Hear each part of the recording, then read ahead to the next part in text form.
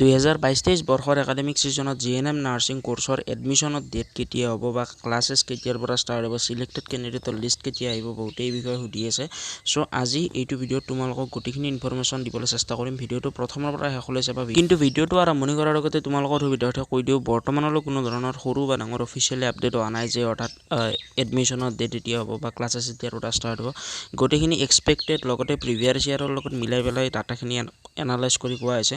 so ইয়াৰে আশে-পাশে হ'ব হয়তো আগা পিছে হ'ব পাৰে এনেকুৱা নহয় যে মই যদি 20 তাৰিখ 20 তাৰিখে হ'ব এনেকুৱা নহয় বহুতে আৰু এইটোৱে ভাবি থাকিব সো তোমালোকৰ সুবিধাৰ্থে কৈ দিলো পাছত আৰু নহলে বহুতে কৈ থাকিব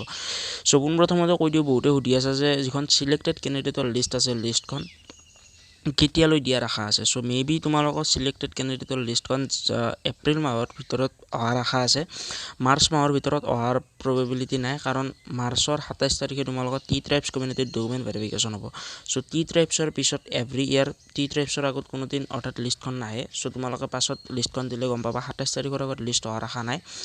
সো হেতুৱে আৰু তোমালোকে যিবিলাকে সুধি আছে যে মাৰ্চৰ ভিতৰত লিষ্টখন আহিব নেকি বহুতে এই বিষয়ে সুধি আছে সো মাৰ্চৰ ভিতৰত তোমালোকৰ সিলেক্টেড ক্যান্ডিডেটৰ লিষ্টখন অহাৰ চান্স নাই বা মোস্ট প্ৰবেবলি নাহে সো এটা বহুতে সুধি আছে যে এডমিশন কেতিয়ালৈ হোৱাৰ আশা আছে মোৰ হিচাপত যদি মই ক'বলৈ যাওঁ বিহুৰ আগত অৰ্থাৎ ৰঙালী বিহুৰ আগত তোমালোকৰ এডমিশনৰ প্ৰচেছটো কমপ্লিট হৈ মিলি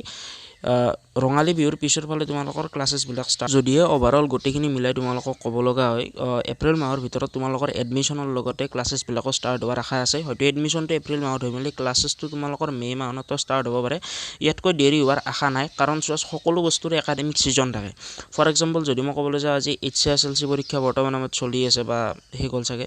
সো এইচএসএলসি পৰীক্ষা শেষ হোৱাৰ পিছত যিটো তোমালোকৰ এইচএছৰ বেটছ বা হায়াৰ সেকেন্ডাৰীৰ বেটছ সেই হায়াৰ সেকেন্ডাৰীৰ বেটছটো তোমালোকৰ মেবি ধৰা জুলাই বা জুন মে মানত আৰম্ভ হৈছে জুলাই মানত আৰম্ভ হৈছে ক্লাसेছ বিলাক প্ৰাইভেট ইনষ্টিটিউশন বিলাকৰ আগতে হয় যিবিলাকে প্ৰাইভেটৰ পৰা পঢ়িছে গম পাবা সো এনেকুৱা আৰু ধৰা সেইবাৰ একাডেমিক সিজন থাকে ইয়াৰো তোমালোকৰ সেম প্ৰসেস একাডেমিক সিজন থাকে জিএনএম নাৰ্ছিঙৰ আৰু ইয়াৰে সেশনটো তোমালোকৰ মে মান্থৰ পৰা ষ্টাৰ্ট হয় সো সেইভাবে তোমালোকৰ মেৰ আগে আগে গোটেইখিনি